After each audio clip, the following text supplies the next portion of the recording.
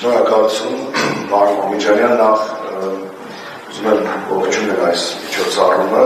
որովհետև հատկապես մեր օրերում շատ կարևոր է մի փաստի մասին շարունակական հիշեցումները, քննարկումները տարբեր ֆորմատներով գիտական, քաղաքական, գիտահարամանչելի,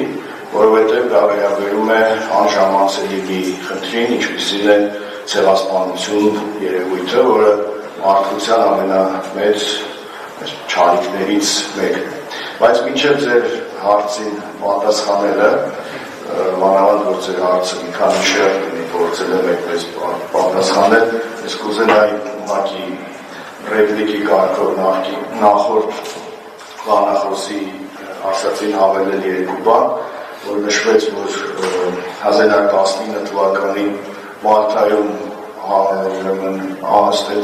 ծրագրված երիտուրք վերնախավին ցեղասպանության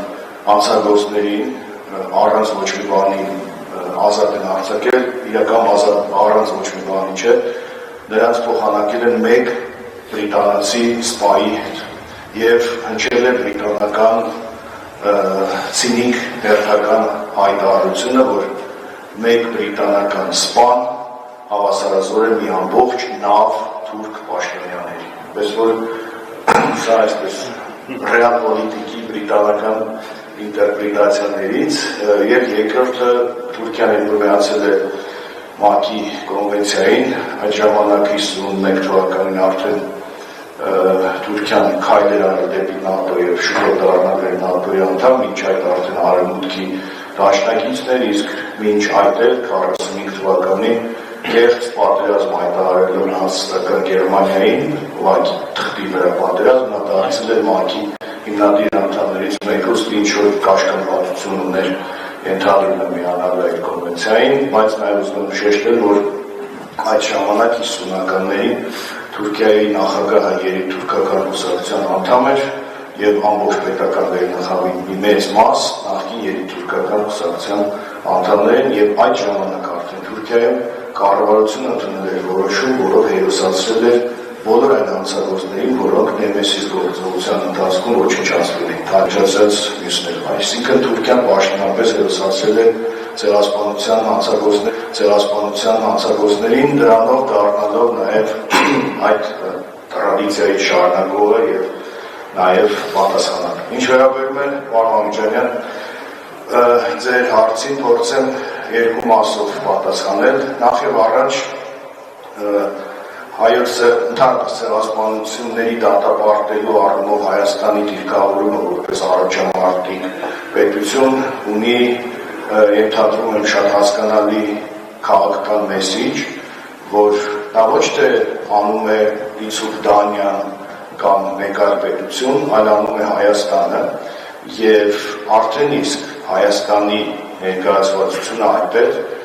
քաղաքակիրթ հանրությանը ստիպում է հիշել հայոց ցեղասպանության մասին։ Այսինքն Հայաստանի քայլը դառնալ ցեղասպանությունները դատապարտող առաջամարտիկ պետություն, դա նաև քայլ էր անուղղակի ենթատեքստով հիշեցնել հայոց ցեղասպանության անժամանցելի երևույթի մասին։ Երկրորդ հանգամանքը, որ այդ նույն ժամանակ տեղի էին ունենում Հայաստան-Թուրքիա այսպես շփումներ, հարաբերությունների որոշակի ընթացք եւ Հայաստանի կողմից ցեղասպանությունները դատապարտելու մասին այդ նախաձեռնությունը ցույց է տնում, որ պատմությունը, պատմական անհերքելի փաստերը եւ քաղաքականությունը իրար հետ կապ չունեն, որովհետեւ Հայաստանը կարող է Թուրքիայի հետ հարաբերություններ հաստատել կամ դրան պատրաստականություն հայտնել, բայց երբեք ու երբեք մինչև 2018 թվականը պատրաստականություն չի հայտնել մոռանալ իր իսկ անցյալը, հերքել իր իսկ ողբերգությունը, հանուն սահմանը դիցուկ երրորդ երկրների քաղաքացիների համար բացելու կամ նմանատիպ այլ աշխարհացույց ձեռքբերումների համար։ Սա խոսում էր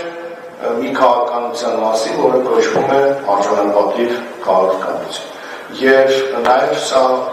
փաստ է նրա, որ Հայաստանի այն հայտնի սկզբունքը, որ պատրաստ է Թուրքիայի հետ հարաբերություններ հաստատել առանց որևէ նախապայմանների, դա իրոք այդպես էր, եւ ոչ միայն Հայաստանը չէր ներկայացնում որևէ նախապայման, այլև որևէ կերպ չէր ճկվում որևէ նախապայմանի առաջ, եւ այդ ամբողջ ընթացքը մինչև 2018 թվականը հենց դրա խոսուն ապացույցներից։ Ինչ վերաբերում է Թուրքիայի արձագանքին տվյալ ժամանակաշրջանում, այդ արձագանքը կարծում եմ որոշակիորեն այսպես իր մեջ լարվածություն որ նյարդ էր պարունակում, որովհետև այնուամենայնիվ արված էր շատ հետաքրքիր դիվանագիտական մի քայլ, որը այս կամ այն կերպ Թուրքիային